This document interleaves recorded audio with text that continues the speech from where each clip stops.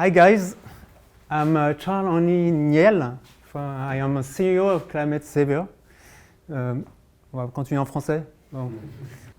Qui a entendu parler de géo-ingénierie climatique déjà? Levez la main. Ouais, quand même un petit peu. Qui aurait pu prédire la crise climatique? Qui a dit ça? Emmanuel Macron, effectivement, il y a à peu près un an. Alors que le GIEC le dit depuis les années 80, le GIEC, groupement gouvernemental sur le climat.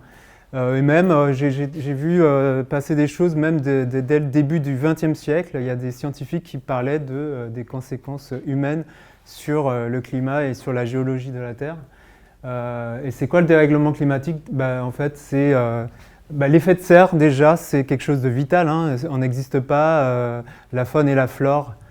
Et nous, êtres humains, nous faisons partie de la faune, pas de la flore, de la faune sur cette terre, hein, et donc on fait partie de la biodiversité. Elle ne peut pas exister sans effet de serre. Sauf qu'aujourd'hui, les conséquences climatiques sont dues aux activités humaines et au paix des vaches. Les paix des vaches, c'est aussi une activité humaine. Et du coup, la géo-ingénierie, c'est un ensemble de techniques, de technologies qui permettent justement de régler le climat. De corriger le climat.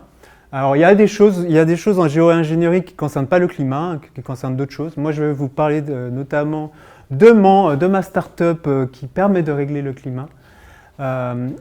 Mais d'abord, faisons un peu un état de l'art de la géo-ingénierie climatique. Alors il y a des projets de capturer les gaz à effet de serre de l'atmosphère.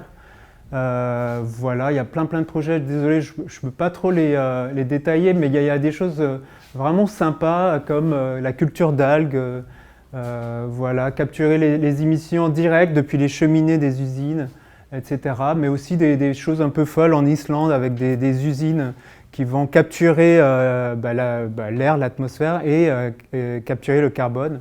Bon, aujourd'hui, ils arrivent à capturer que dalle, hein, c'est à peu près 10 000 voitures, un truc comme ça. Donc autant dire, je ne sais plus, j'avais vu passer le chiffre il faut 300 000 usines comme ça de par le monde pour capturer un truc assez intéressant. Autant dire qu'on n'aura jamais a priori de 300 000 usines. Toujours problème d'imprimé. Alors on fait de la géo-ingénierie mais pas des télécommandes qui fonctionnent. Voilà. Donc deuxième grande catégorie de géo-ingénierie, c'est le contrôle du rayonnement solaire. Je n'ai pas détaillé donc, ce que c'est l'effet de serre. Effectivement, c'est grâce au soleil qui nous envoie des rayons solaires. Et ces rayons solaires sont conservés dans l'atmosphère grâce au gaz à effet de serre, mais aussi grâce aux nuages qui participent donc à l'effet de serre qui est bon pour nous, encore une fois. Mais aujourd'hui, on a trop d'effets de serre. Donc contrôler le rayonnement solaire permet donc de réduire les rayons solaires qui arrivent sur Terre. Et cela, ça passe par des choses comme des choses pas trop extravagantes, diffuser des produits chimiques dans la stratosphère pour empêcher des rayons de passer. Voilà des choses. Éclaircir les nuages, ça se fait déjà. Il y a certains pays qui l'ont fait. Éclaircir les nuages. Et puis des choses un peu plus dingos comme déployer des boucliers solaires donc dans l'espace. Alors là on n'est plus sur la Terre ou la stratosphère, c'est vraiment dans l'espace, de déployer des voiles solaires, enfin des espèces d'obstacles pour filtrer la lumière du soleil. Et puis troisième point, c'est s'adapter. C'est une adaptation radicale. Alors je n'ai pas inventé le terme, c'est comme ça que ça s'appelle. C'est lorsqu'on n'a plus de pluie, notamment, il y a les crises hydriques, c'est dû aussi au réchauffement climatique. Ça a déjà été utilisé par un certain nombre de pays qui sont arrivés là, c'est de faire pleuvoir en fait, en balançant des produits chimiques dans les nuages, ce qui est assez intéressant comme méthode. Ou affaiblir les ouragans qui détruisent un peu partout sur la planète. Et la géo-ingénierie, est-ce que c'est un truc de climato-sceptique? Je vous avouerai, moi l'année dernière, j'étais climato-sceptique. J'ai changé, c'est pour ça que j'ai lancé ma start-up en géo-ingénierie climatique. Et puis j'ai suivi l'exemple de l'industrie de l'extraction pétrolière. En fait, aujourd'hui, ceux qui financent des projets de géo-ingénierie, c'est l'industrie d'extraction des énergies fossiles, donc le pétrole, et l'industrie minière. Donc l'industrie minière, c'est l'industrie la plus dégueulasse au monde, hein, qui produit l'ensemble de notre matérialité sur cette terre, hein, nos ordinateurs, nos voitures, le métal, etc. Et donc, on a d'autres acteurs qui se sont lancés aussi, pas forcément des climato-sceptiques, enfin j'en sais rien. En tout cas, la Silicon Valley, Bill Gates, Zuckerberg, Bezos, Musk, ils ont tous investi des millions, voire des milliards dans les projets de géo-ingénierie climatique. Autant dire, ça veut dire quoi? Qu'on est foutu en fait? Je ne sais pas. Je ne sais pas quel est le message derrière tout ça. Alors je vous demanderai de ne pas prendre de photos juste après parce que je vais montrer mon projet qui est vraiment top secret. Merci s'il vous plaît. Et puis la géo-ingénierie, elle est vraiment nécessaire parce que honnêtement, nos modes de vie ne sont pas négociables, hein, on est d'accord. On est d'accord. Qui pense réduire son mode de vie aujourd'hui? Levez la main. Bande de décroissants, arrêtez! Oh, ça suffit maintenant. Oh, je suis fâché là. Alors, justement, avec Climate Savior, il n'a jamais été aussi simple de corriger le climat. Alors ça, c'est une citation de moi-même, Charles-Henri Niel. Mais pardon, ne prenez pas de photos. Donc ça, c'était mon ancien projet où effectivement, j'envoyais des ballons dans la stratosphère et balançais des espèces de nuages chimiques pour empêcher donc le rayonnement solaire. Mais pareil, j'ai changé. J'étais climato-sceptique, j'ai changé. Aujourd'hui, je suis revenu à quelque chose d'un peu plus simple. Avec Climate Savior, il n'a jamais été aussi simple de corriger le climat en plantant des arbres. Voilà, c'est plus simple, on va capturer du carbone en plantant des arbres. Et puis on va en profiter pour faire un peu de compensation carbone parce que ça se monnaie. Je ne sais pas si vous connaissez les quotas carbone, tout ça, ça se monnaie. Donc je vais me faire plein de sous, les mecs. Alors, qu'est-ce qu'on peut en dire? Voilà, on a développé une application, enfin en tout cas Seb, mon stagiaire, a développé l'application, aidé d'une armée de développeurs indiens. Voilà, l'application, depuis votre canapé, vous pouvez lancer la plantation d'arbres au Mexique, au Bangladesh, qui vont de toute façon cramer parce que c'est pas très... Quoi? Non Et puis... Et oui, il y a une API, mais bon, on s'en fout. Ça pour dire que, écoutez, la géo-ingénierie, oui, en effet, ça ne résout pas tout, effectivement. On parle beaucoup de réchauffement climatique, mais ça ne résoudra pas, effectivement, l'extinction de la biodiversité, qui est peut-être même le plus dangereux, finalement. On parle beaucoup de réchauffement climatique, mais on est dans la 6e extinction de masse. D'ailleurs, certains scientifiques, notamment... du Muséum d'histoire naturelle, parle d'extermination de masse des espèces, parce que c'est dû à nous, êtres humains. On est en train de détruire le vivant, et nous faisons partie du vivant, c'est plutôt une bonne nouvelle. Et puis, de toute façon, il y a aussi un problème d'extractivisme des ressources, l'accaparement des ressources, etc. Donc voilà, ça ne résout pas ces problèmes-là, c'est pour ça que je vous présente un peu tout le périmètre et ce sur quoi on travaille pas. Bien sûr, juste pour vous donner un chiffre sur, par exemple, la biodiversité terrestre, voilà, il y a 10 000 ans, on avait 99% d'animaux sauvages. Aujourd'hui, on a plus que 1% d'animaux sauvages. Et tout le reste, c'est 32% d'humains et 67% d'animaux qui pètent pour notre consommation de viande et de lait.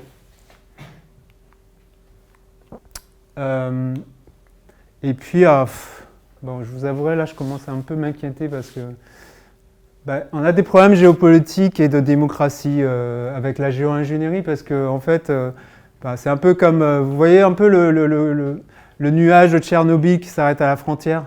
C'est pareil, la géo-ingénierie ne s'arrête pas à la frontière, en fait, il y a des problèmes géopolitiques. Si je balance des trucs dans l'atmosphère, il y a un mec, un scientifique, pas un scientifique, un start-upper américain qui est parti en Amérique latine, je crois, en Argentine, et qui a balancé, il a voulu ensemencer les océans pour que le plancton capture davantage de CO2. Ça, il l'a fait en toute illégalité, quoi. Et du coup, ça a créé un bisbille entre l'Argentine et les États-Unis. Enfin, une grosse histoire, c'était en 2012. Je vous passerai, vous cherchez géo-ingénierie 2012, vous tomberez dessus. C'est assez marrant. Et puis, on se pose la question, donc il y a des problèmes géopolitiques, il y a des problèmes, il y a un questionnement philosophique, c'est face au mur qui est le changement climatique ou l'extinction de la biodiversité, etc. Qu'est-ce qu'on va faire? Est-ce qu'on va se dire, on reste là, on fait rien? Ou est-ce qu'on se dit, allez, à fond les gars, on est technosolutionnistes, on est des ingénieurs, on va trouver des solutions, on balance dans la stratosphère ou on fait un bouclier solaire.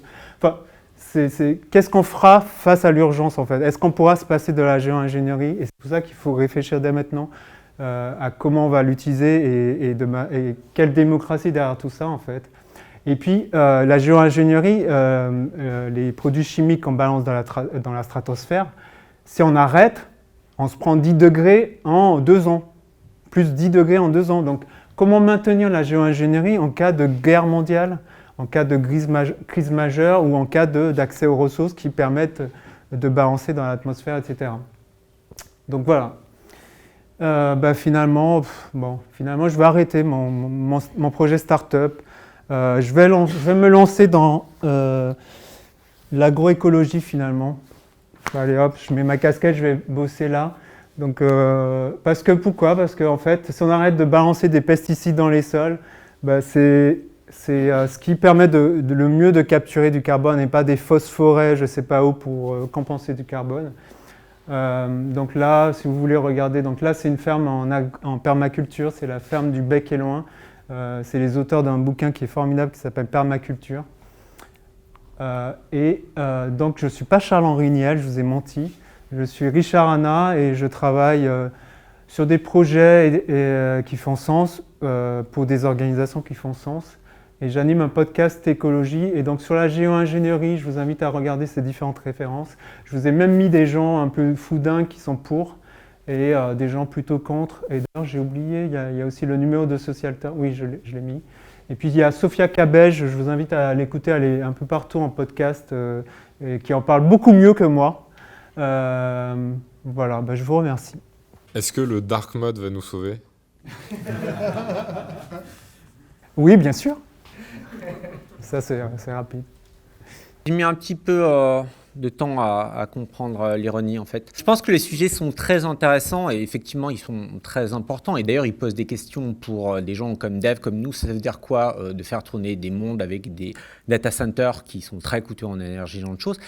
Et je pense qu'il faut effectivement se penser sur ce genre de choses. Après, le problème, c'est que je ne sais pas très bien ce que tu proposes à la place et tu n'en parles pas beaucoup, voire pas du tout. Et on n'a peut-être pas l'occasion de dire oui, mais potentiellement ton alternative à ces problèmes et ces critiques. Or là, pour le moment, c'est un procès à charge, mais on ne peut pas dire grand-chose sur quelles sont les alternatives crédibles qu'il faudrait pousser, puisque finalement tu restes assez muet là-dessus, à part des liens, ce genre de choses. J'ai instinctivement, alors que je comprends tout à fait les enjeux, j'ai la peur d'une forme de ce que j'appellerais le naturalisme éthique. C'est-à-dire que tout ce qui serait naturel serait par nature bon. Tout ce qui serait fabriqué serait par nature mauvais. Ce qui peut être un extrême dans lequel tombent, je trouve, certains, on va dire, gens écologistes très, on va dire, extrêmes, voilà. Et peut-être c'est ce que tu proposes, mais du coup, on n'a pas l'occasion d'en débattre, ou peut-être c'est quelque chose de plus mesuré, ou c'est peut-être quelque chose que je n'imagine pas, et je ne sais toujours pas.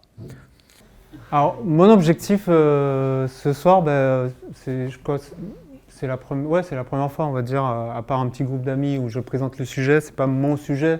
C'est juste que pour moi, c'est hyper important. En fait, moi, je l'ai découvert avec Sophia Cabej lors d'un podcast et je trouvais ce truc-là hyper dingue et que c'était pas assez médiatisé, alors qu'il y avait déjà des mecs qui expérimentaient en toute illégalité la géo-ingénierie, l'ensemencement des océans, tout ça. Et mon but, c'était vraiment de vous introduire le sujet, en fait. Pas forcément de proposer des solutions, mais de vous dire que ça existe. Après, moi, j'ai pris cette position et c'est voulu, et c'est politique, c'est d'être critique par rapport à ce sujet-là, parce qu'aujourd'hui, c'est politique, en fait. Ça a été pris en main par des mecs, par des start-upers, par des techno-solutionnistes et donc techno-solutionnistes dans le sens, et la solution ne vient que de la technique, en fait. Les mecs, ils réfléchissent pas autrement. Les gens des énergies fossiles et de l'industrie minière, tu vois, ça m'a choqué, quoi.